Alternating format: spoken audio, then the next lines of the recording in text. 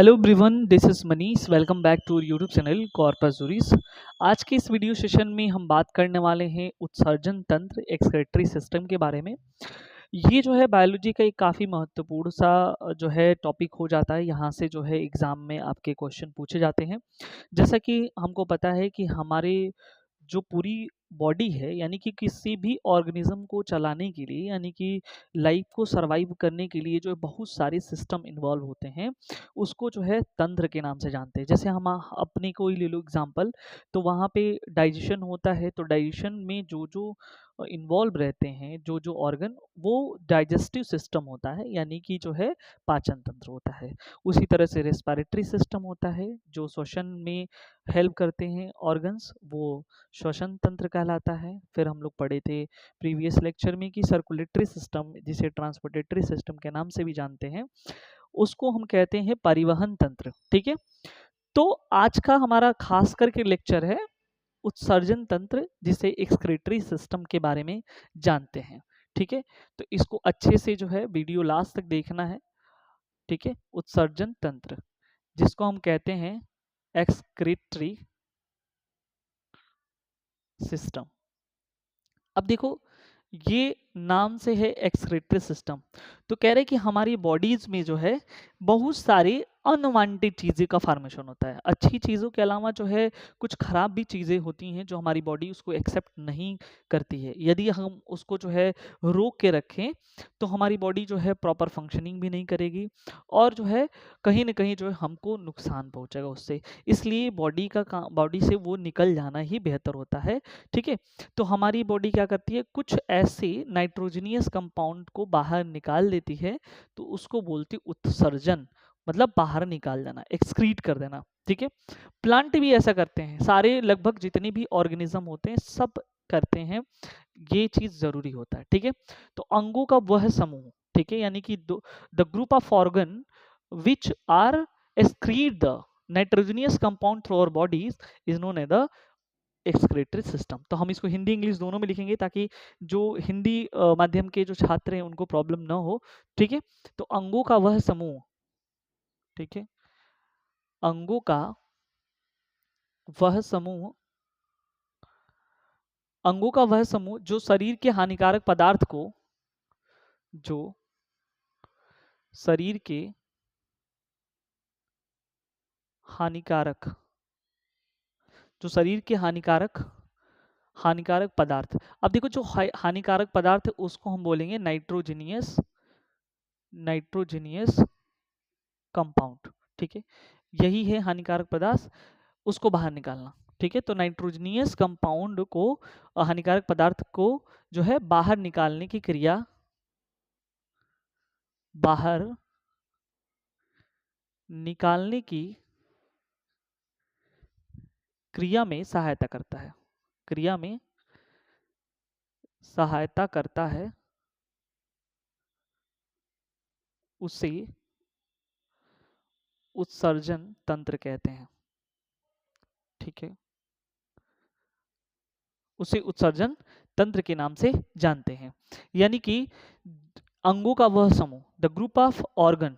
ठीक है, यहाँ पे अगर आप लिखना चाहें तो लिख सकते हैं, ये क्या होता है, the group of organ which helps the excretion of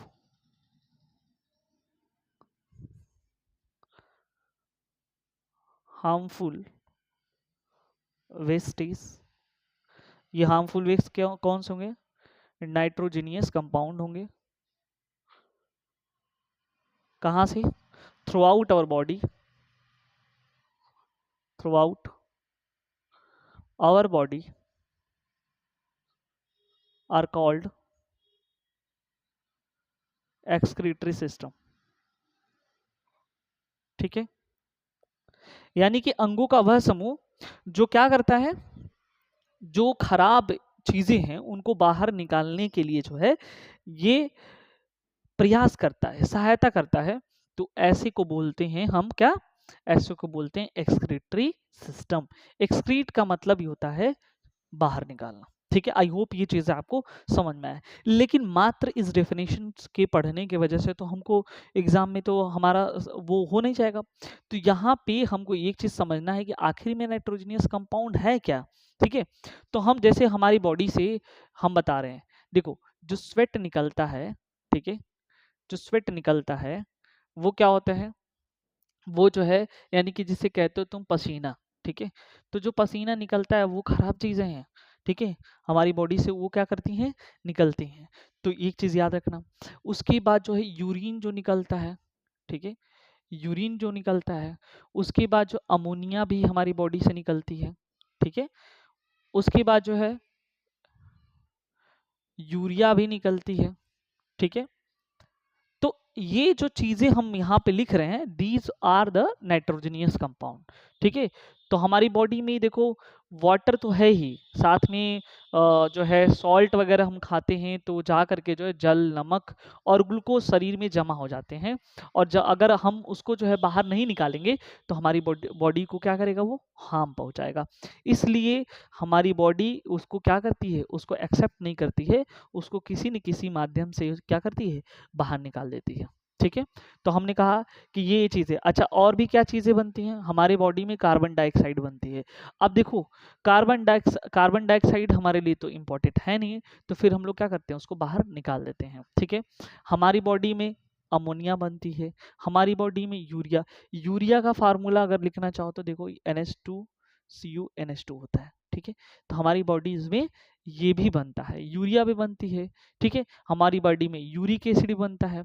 तो इन सभी चीजों को क्या करता है, बस बाहर निकालना। ठीक है, हमारी बॉडी उसको क्या करती है, थ्रू आउट अवर बॉडीज। ठीक है, तो इसी को बोलते हैं हम लोग एक्सक्रीटरी सिस्टम। हर एक ऑर्गेनिज्म में अलग अलग प्रोसेस होता है। अब देखो पौधे भी लिविंग ऑर्गेनिज्म में आते हैं। तो पौधे क्या करते हैं, पौधे जो है कुछ देखोगे कि गम्स थोड़ा सा गोंद जैसे जो है पौधे निकालते हैं। ठीक है, जिलेटिन वगैरह। ठीक है, तो वो जो है वो भी क्या होता है, वो भी एक्सक्रीट कर रहे हैं। पेड़ का जो डालियां होती है अगर सूख करके टूट कर गिर जाएंगी तो वो भी एक्सक्रीशन का ही पार्ट है। पत्ते गिरते हैं, ठीक है, सूख करके, वो भी एक्सक्रीशन का पार्ट है। तो ये सब चीजें जो है एक्सक्रीशन में आते हैं।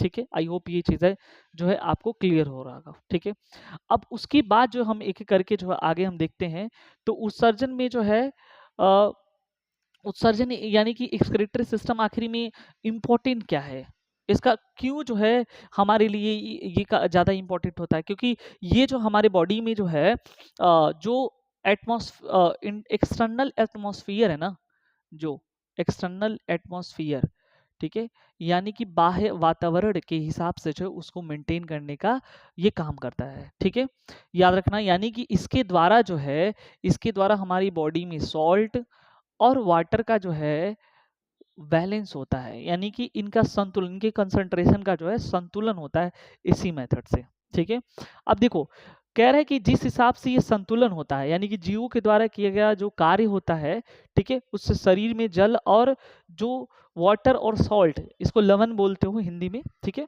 तो इसके जो कंसंट्रेशन है उसको संतुलित किया जाता है, इसी को जो है ऑस्मो रेगुलेशन कहा जाता है। ठीक है, तो इसी के बैलेंस को जो है क्या बोलते हैं, ऑस्मो रेगुलेशन कहते हैं।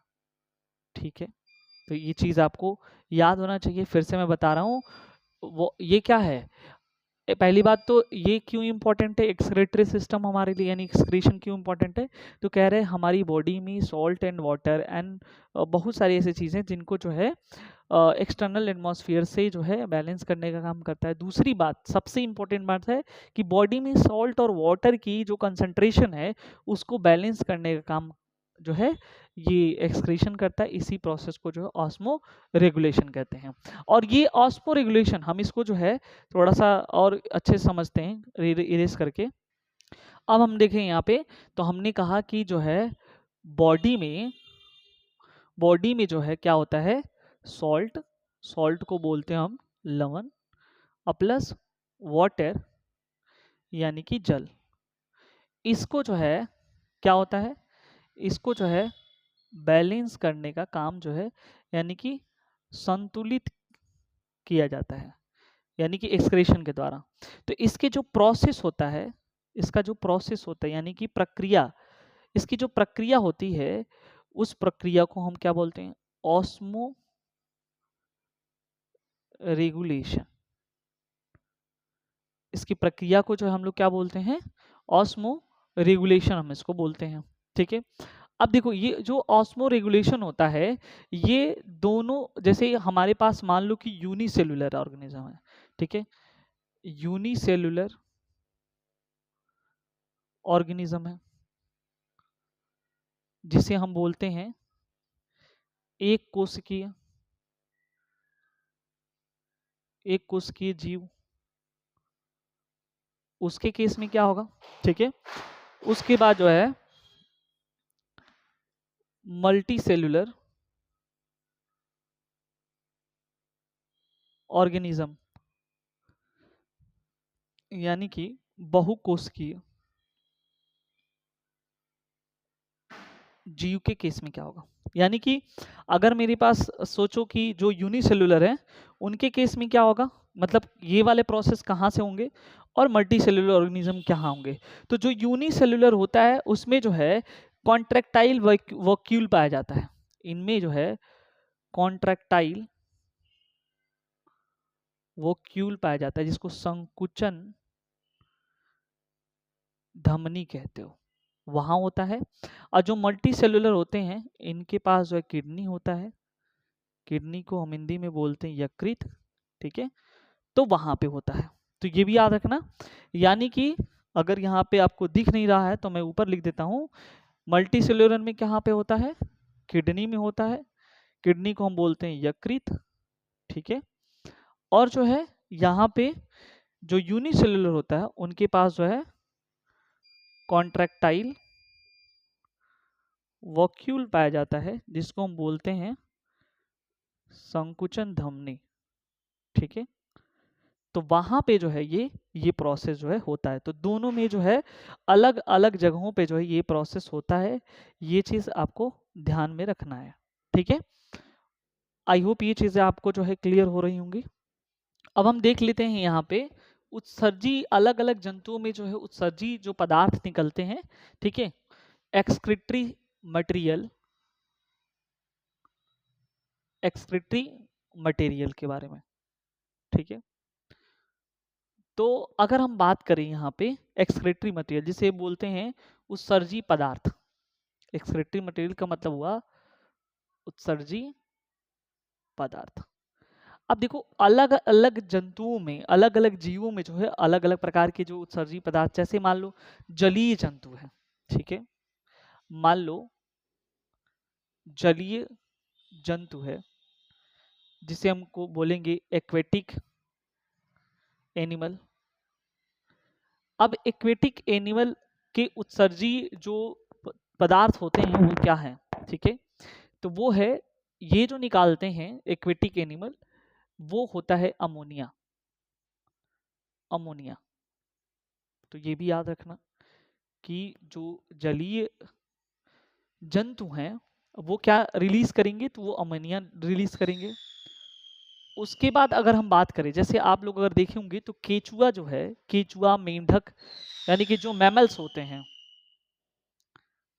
मैमल्स की बात करते हैं, इसे हम स्तनधारी भी कहते हैं, स्तनधारी। ठीक है, जैसे मान लो केचुआ हुआ, ठीक है, केचुआ हो गया, उसके बाद जो है मेंढक हो गया, केचुआ होगा, मेंढक हो गया, ये सब, यानी कि ये लोग कैसा क्या चीज निकालते हैं? तो ये जो निकालते हैं ये यूरिया होता है। ठीक है, यूरिया, तो ये जो है यूरिया रिलीज करते हैं। एक बार फिर से हम देखते हैं, जो एक्वेटिक एनिमल होते हैं वो अमोनिया रिलीज करते हैं, जो मैमल्स होते हैं स्तनधारी, ठीक है, वो क्या रिलीज करेंगे? वो यूरिया रिलीज करेंगे। ठीक है, तो और कुछ देखो, उसके बाद अगर पक्षी की बात करते हैं, बर्ड की, बर्ड्स, इसको एवियंस भी बोलते हो, ठीक है, पक्षी। तो ये जो है पक्षी क्या करेंगे? तो ग्वानीन नामक जो है, ठीक है, पक्षी वगैरह जो है यूरिक एसिड जो है, जो भी कीट वगैरह रहेंगे पक्षी, ठीक है, कीट वगैरह जो है यूरिक एसिड, यूरिक एसिड जो है ये क्या करेंगे, रिलीज करेंगे। यानी कि इसे बोलते हैं यूरिक अम्ल। यूरिक अम्ल जो है ये क्या करेंगे, रिलीज करेंगे यूरिक एसिड। आई थिंक ये चीज आपको जो है क्लियर हो रहा होगा। उसके बाद जो है, जो मकड़ी होती है, मकड़ी यानी कि जिसको स्पाइडर बोलते हो, ठीक है, ये रिलीज करती है क्या, ग्वानिन। ग्वानिन ये रिलीज करेगी, ठीक है। तो ये चीज हो गया किसमें, ये सारा का सारा जो डिफरेंट टाइप्स के जो भी एनिमल्स वगैरह पाए जाते हैं वो चीजें, ठीक है। उसके बाद अगर हम बात करें तो यहाँ पे जो है मैमल्स में ही आ जाता है, यहाँ पे हम लोग भी आ जाएंगे, ह्यूमंस भी, ठीक है। हम लोग भी जो यानी कि जो रिलीज करते हैं यूरिया वगैरह जो है यहाँ पे आ जाता है, ठीक है। अब यहाँ पे हम देखें मनुष्य का जो उत्सर्जी अंग है, ठीक है, excretory organ, excretory organs of human, ठीक है। यानी कि मानव का जो उत्सर्जी अंग है वो कौन कौन सा है, तो इसके बेसिकली जो है, ठीक है, इसका मेन ऑर्गन जो है क्या है, मेन ऑर्गन जिसे हम मुख्य अंग बोलेंगे, उत्सर्जी अंग बोलेंगे अगर कोई पूछेगा, तो ये बिल्कुल याद रखना वो क्या है, ये है किडनी, ठीक है। किडनी बोलेंगे, इसे यकृत कहते हैं, या किसी किसी बीच उसमें जो है गुर्दा के नाम से भी लिखा होगा। तो ये हो गया यहाँ पे किडनी, यकृत। और ये किडनी कितनी होती हैं, तो ये जो है पेयर में होता है, ये पेयर में होता है हमारे शरीर में, ठीक है। एक बार फिर से हम रिवाइज कराते हैं। उत्सर्जी पदार्थ, एक्सक्रीटरी मटेरियल्स अलग अलग जो है जो भी रहेंगे, यानी कि अलग अलग जो एनिमल्स हैं उनमें कौन कौन से होते हैं, तो हमने बताया कि जो एक्वेटिक एनिमल है, जलीय है, जलीय जंतु, उसमें अमोनिया रिलीज करता है। मैमल्स में ह्यूमन, केचुआ, मेंढक, ये सब चीज़ें आती हैं, यूरिया और अमोनिया वगैरह रिलीज करते हैं। वर्ड्स, एवियन जिसे पक्षी कहते हैं, वो यूरिक एसिड रिलीज करता है। मकड़ी जो कि ग्वानिन रिलीज करता है। एक्सक्रीटरी ऑर्गन ह्यूमन में अगर हम बात करें तो मेन ऑर्गन जो है किडनी है, और जो कि हर व्यक्ति के जो है शरीर के अंदर जो है जोड़ी के रूप में रहता है, पेयर के फॉर्म में जो है ये रहता है, ठीक है। अब हम बात करते हैं, हमने देखा था कि अभी जस्ट कि जो है मुख्य जो ऑर्गन है, यानी कि जो मेन ऑर्गन है, ठीक है, मेन ऑर्गन, ठीक है, ऑफ एक्सक्रीटरी सिस्टम। तो मेन ऑर्गन जो है एक्सक्रीटरी सिस्टम का क्या है, वो है आपका किडनी। किडनी को बोलते हैं हम लोग गुर्दा या यकृत के नाम से। और हमने कहा था कि ये पेयर में होता है, यानी कि जोड़े में दो होता है।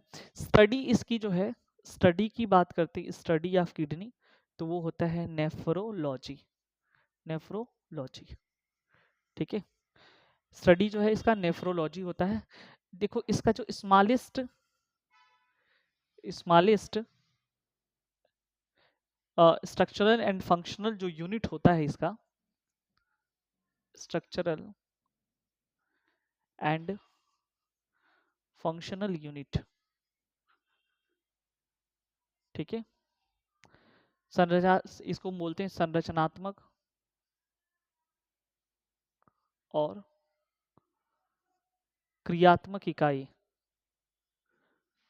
तो ये किसको माना जाता है, नेफ्रॉन को माना जाता है, ठीक है। नेफ्रॉन सेल जो है इसकी जो है unit, structural and functional unit होता है। तो इसीलिए इसकी स्टडी जो है क्या कहलाती है, नेफ्रोलॉजी कहलाती है।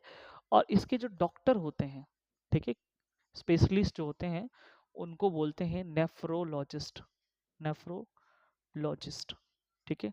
To study about nephron cell को हम नेफ्रोलॉजी कहेंगे, और उसके जो डॉक्टर होते हैं उसको नेफ्रोलॉजिस्ट बोलते हैं। जो किडनी होता है वो बीन्स बीन्स शेप का होता है, तो ये भी याद रखना, ये कैसा होता है, ये बीन शेप का जो है होता है, ठीक है। और किडनी में जो है स्टोन होता है, आप लोग जानते होंगे किडनी स्टोन जो होता है, ठीक है, आम बीमारी हो गई है, इसको बोलते हैं सीए ऑक्जिलेट। किसके कारण होता है, सीए ऑक्जिलेट के कारण होता है, तो ये चीज़ आपको ध्यान रखना है कि इतनी सारी जो है study nephrologist, doctor nephrologist pair में पाए जाते हैं। बीन शेप का होता है इस तरह से, इस तरह से होगा। ठीक है, इसमें छोटे छोटे छोटे छोटे ऐसे जो डॉट डॉट दे रहे हैं ना, इसको बोलते हैं हम नेफ्रॉन सेल। इसको बोलते हैं हम लोग क्या, नेफ्रॉन सेल। तो ये भी, ये सारी चीजें याद करना। ठीक है, अब देखो यहाँ पे मैं लिख दे रहा हूं कि एडिशनल सहायक उत्सर्जी अंग। ठीक है, एडिशनल एक्सक्रीटरी ऑर्गन्स। ठीक है, इसको हम हिंदी में बोलेंगे सहायक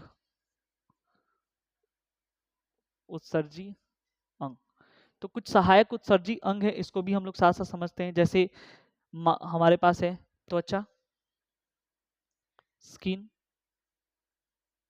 अब त्वचा में क्या है, तो कह रहे कि त्वचा से हम क्या आता है, पसीना आता है। ठीक है, तो ये पसीना जो है रिलीज हो रहा है, तो इसको हम बोलते हैं स्वेट। ठीक है, तो ये जो है यहाँ यहाँ जो त्वचा है वो क्या है, सहायक उत्सर्जी अंग है। ठीक है, और क्या है, लीवर आएगा जिसे हम यकृत के नाम से जानते हैं। अब लीवर क्या रिलीज करता है, ठीक है, तो ये कह रहे हैं कि यूरिया और बाइल पिगमेंट यूज करता है। ठीक है, लीवर जो है क्या रिलीज करेगा, यहाँ पे जो है मैं लिख देता हूँ यूरिया और बाइल पिगमेंट, या बाइल जूस भी कह सकते हो। ठीक है, बाइल जूस। और यहाँ से जो है दो तरह की जो है पिगमेंट निकलेंगी, एक बिलीरुबिन और दूसरा जो बिलीवर्डिन। ठीक है, बिलीरुबिन और विलीवर्डिन। ठीक है, तो जो बिलीरुबिन है, ठीक है, ये येलो कलर का हो जाता है जब हाइपर सिक्रेशन होने लगता है, तो जो है इसी की वजह से जो है जॉन्डिस हो जाती है। तो ये चीज याद रखना। ठीक है, एक बार मैं फिर से लिख देता हूं इसको यहां से, additional additional organs of excretory system. ठीक है, इसको हम बोलेंगे उत्सर्जन तंत्र के सहायक अंग।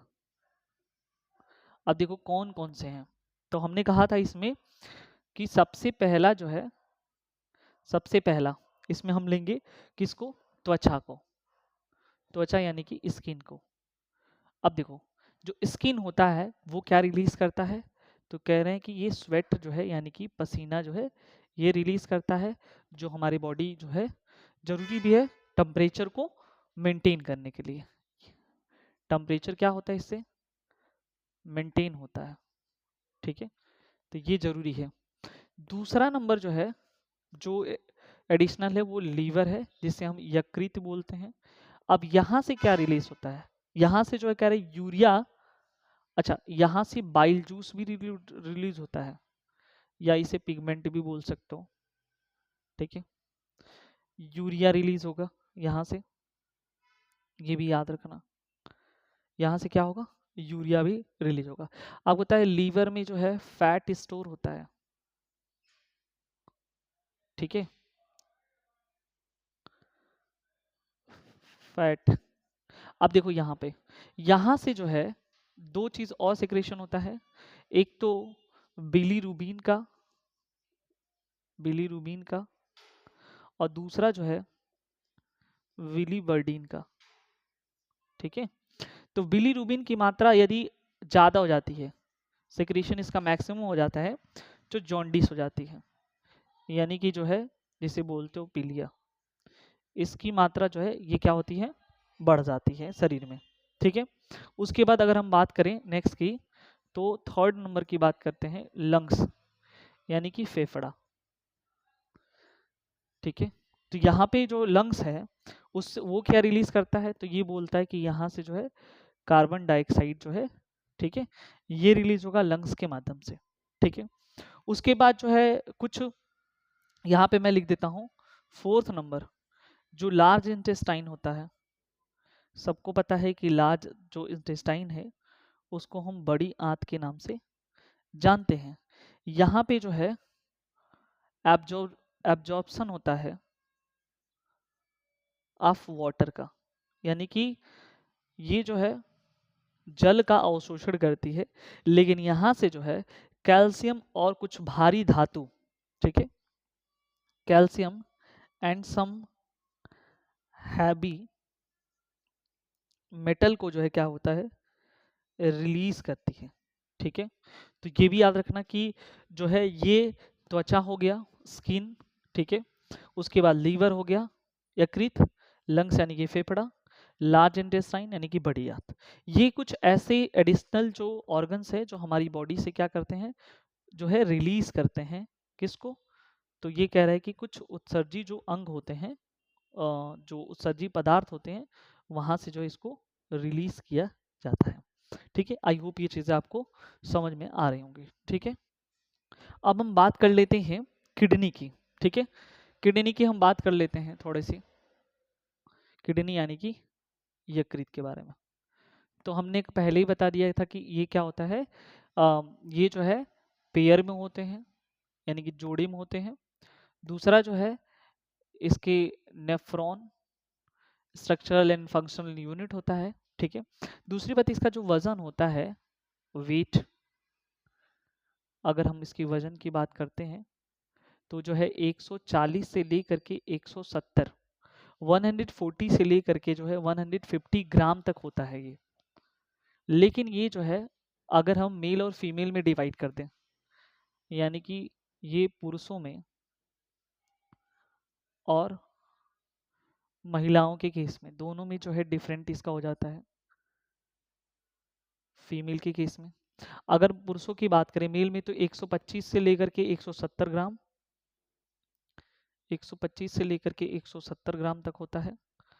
और ये जो है 115 से लेकर के जो है ये 125 ग्राम तक होता है। ठीक है, इसका काम क्या है? पहली बात तो इसका देखो, अगर हम यहाँ देखें तो ये फंक्शन की बात करते हैं, तो ये जो है फॉर्मेशन करता है। पहली बात तो यूरिन का, और दूसरा इसका मेन काम होता है, ठीक है, filtration of blood, filtration of blood, यानी कि जो ब्लड है उसको फिल्ट्रेट करना। दूसरा फॉर्मेशन ऑफ यूरिन, यानी कि जो है यूरिन का बनना। तो ये दो काम होते हैं। अच्छा, इसका जो आउटर, किडनी का जो आउटर लेयर होता है, आउटर लेयर, उसको जो है हम बोलते हैं पेरिटोनियम। ठीक है, क्या बोलते हैं, ये क्वेश्चन पूछा गया है। पेरिटोनियम, इसको बोलते हैं बाहरी आवरण। बाहरी आवरण जो होता है वो किससे बना होता है? पेरिटोनियम से बना होता है। ठीक है, किडनी का जो मेन काम है हमने बता दिया था कि फिल्ट्रेशन यानी कि ब्लड को छानना और यूरिन को बनाना, ये दो काम इसके मुख्य हैं। अब थोड़ी सी अगर हम बात करें यहीं पे, तो किडनी को हम यहाँ समझ लेते हैं कि इसका स्ट्रक्चर कैसा होगा। देखो, इस तरह से जो है ये बीन शेप का है। ठीक है, अब देखो ये इस पे मत कमेंट करना कि ये जो है छोटी बड़ी है, क्योंकि ये जो है थोड़ा सा ड्राइंग जो है दिक्कत है, तो समझ जाना। ये जो अंदर बने हैं इसको हम बोलते हैं नेफ्रॉन, नेफ्रॉन सेल, यहाँ से। ठीक है,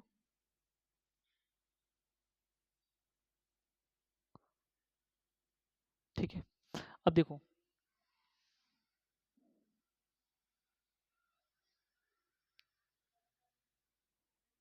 देखो यहाँ पे ये दोनों, ये है तुम्हारा इधर वाले हिस्से को बोलते हैं हम लोग लेफ्ट किडनी, और ये वाला हो गया राइट किडनी। ठीक है, इसको बोलते हो यूरेटर। ठीक है, और ये हो गया यूरिनरी ब्लैडर, यूरिनरी ब्लैडर, यानी यहाँ आकर के जो है ब्लड जो है यूरिन इकट्ठा होगा, और इस वाले को बोलते हो, इसको बोलते हो यूरेथ्रा। जहां से जो है, यहां से जो है यूरिन जो है बाहर होगा। ठीक है, ये याद रखना। ये नेफ्रॉन है, right kidney, left kidney, ureter, यहीं से जो है ये आएगा।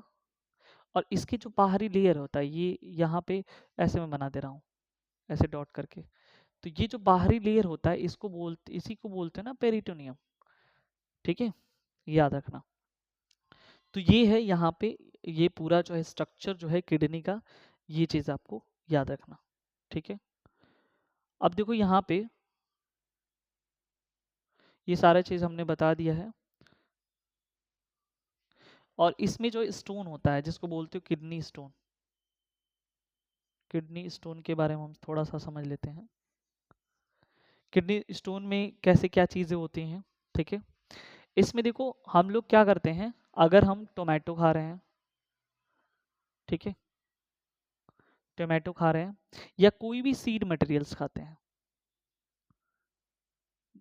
ठीक है, जिसमें ऑक्सैलिक, इन सभी चीज़ों में क्या मिलता है, ये ऑक्सैलिक एसिड होता है, ऑक्सैलिक एसिड। और यही ऑक्सैलिक एसिड कैल्शियम से मिलकर के, ऑक्सैलिक एसिड कैल्शियम से मिलकर के ये बना लेता है कैल्शियम ऑक्सिलेट, कैल्शियम ऑक्सिलेट, जो कि हार्ड होता है।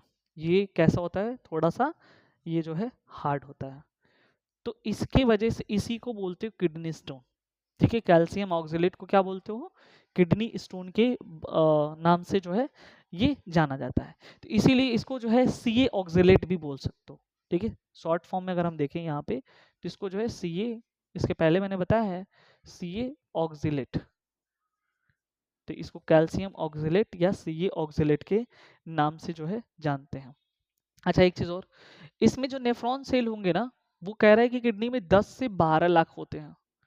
तो वैसे एग्जाम में ये पूछता नहीं है कि कितने लाख होते हैं, लेकिन हर एक किडनी में एक, यानी कि दोनों को मिला करके, each kidney having 10 to 12 lakh, ये मिलियन, ठीक है, सॉरी मिलियन, तो 10 लाख होता है, 10 to 12 लाख नेफ्रॉन सेल।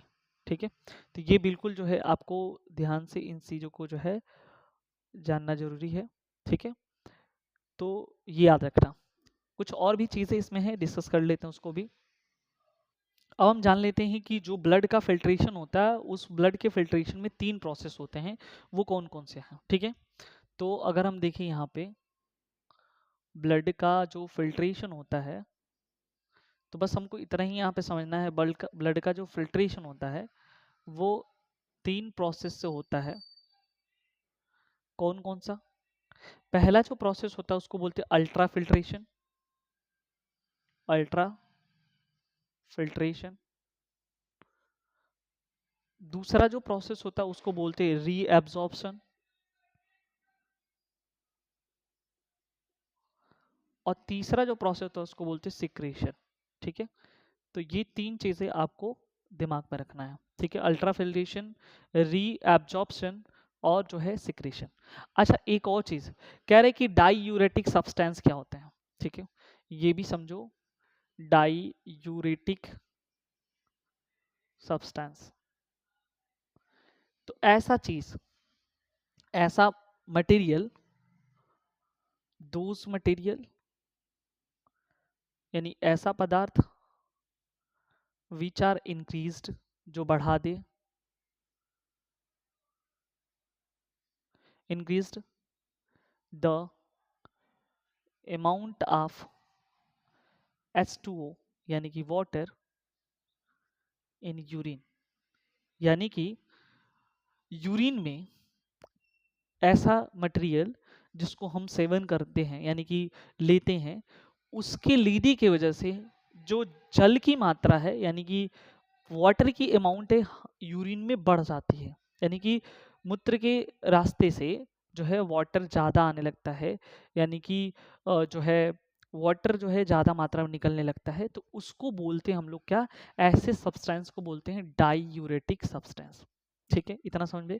वो कौन कौन से सब्सटेंस उसको हम समझते हैं, तो जैसे मान लो एग्जाम्पल, अगर कोई व्यक्ति जो है क्या पी रहा है, एल्कोहल पी रहा है, ठीक है, अगर वो एल्कोहल यानी कि मदिरा का सेवन कर रहा है, ठीक है, यानी कि वो शराब का सेवन कर रहा है, तो यूरिन में, उस व्यक्ति के यूरिन में वाटर की अमाउंट ज़्यादा आने लगेगी, यानी कि H2 की अमाउंट ज़्यादा आने लगेगी।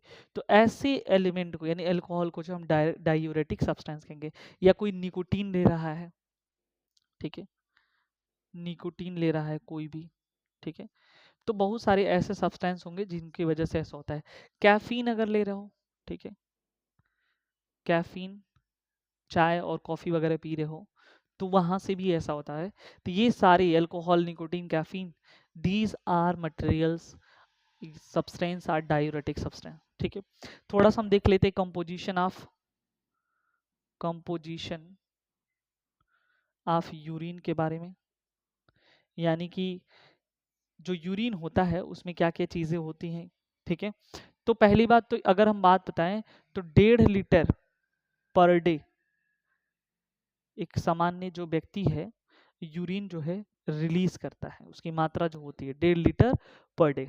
इसमें जो है वाटर की अमाउंट रहती है, यूरिन में वाटर की जो मात्रा होती है वो रहती है 95% वाटर रहेगा इसमें, 95% वाटर रहेगा। इसमें यूरिया भी रहती है, यूरिया 2% रहेगा, तो ये भी याद रखना, वाटर कितना 95%, यूरिया 2%। सॉल्ट जो रहता है, सॉल्ट भी क्या रहेगा, यहाँ पे जो है सॉल्ट 2% रहेगा, ठीक है, और 1% जो है अदर सब्सटेंस रहेंगे, अदर सब्सटेंस जो है रहेंगे वो कितना रहेगा, 1% रहेगा। तो ये है कंपोजिशन जो है किसका, यूरिया का। दूसरी बात, एक और चीज़ हम समझते हैं, जब कभी हमारी किडनी खराब हो जाती है, ठीक है, तो उसको जो है हम लोग क्या करते हैं, आर्टिफिशियल किडनी जो है प्रोवाइड्स कराते हैं, यानी कि डॉक्टर क्या करता है, आर्टिफिशियल, ये इंपॉर्टेंट है, बस इतना याद रखना, आर्टिफिशियल किडनी लगाता है, ठीक है।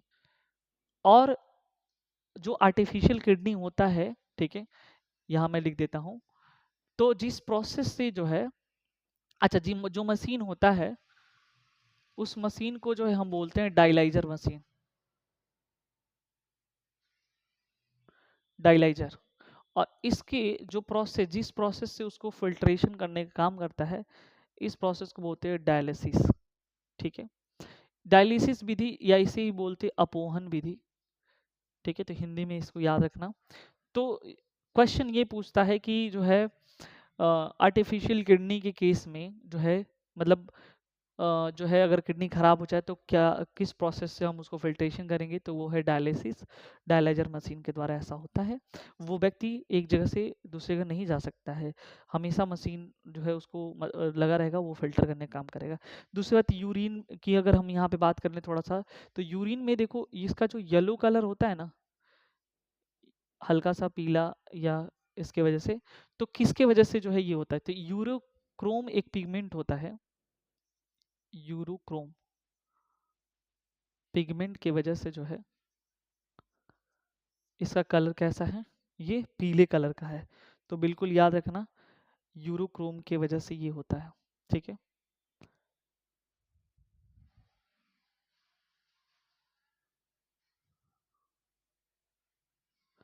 अब देखो, हमने यहाँ पे जो है यूरोक्रोम बता दिया है, ब्लड का फिल्ट्रेशन में अल्ट्रा फिल्ट्रेशन, रीअब्जॉर्प्शन, सिक्रेशन, ये सारा चीज़ बता दिया है, ठीक है।